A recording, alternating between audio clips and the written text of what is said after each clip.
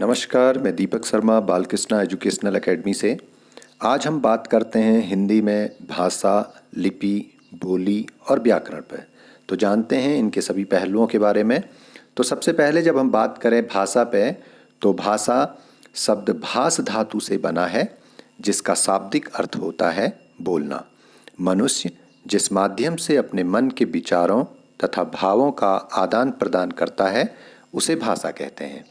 भाषा के रूप की जब हम बात करते हैं तो भाषा का पहला रूप है मौखिक भाषा, और जब हम अपने भावों व विचारों को बोलकर प्रकट करते हैं तो वह मौखिक भाषा कहलाती है, जैसे वाद विवाद, फिल्म, कहानी सुनाना आदि।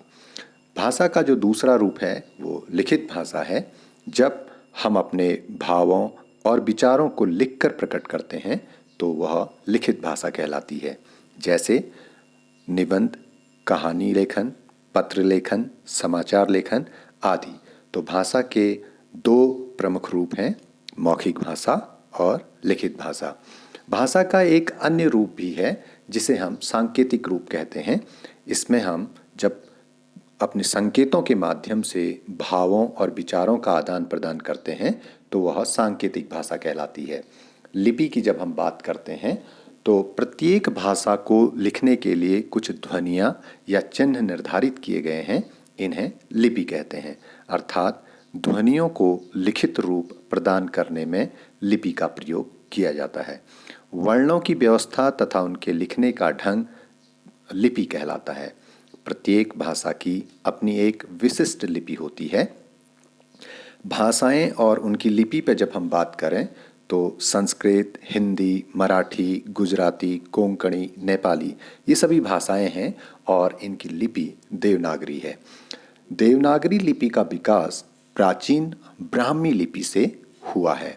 इसी तरीके से पंजाबी भाषा की लिपि गुरुमुखी कहलाती है, उर्दू भाषा की लिपि फारसी कहलाती है और अंग्रेजी भाषा की लिपि रोमन कहलाती है।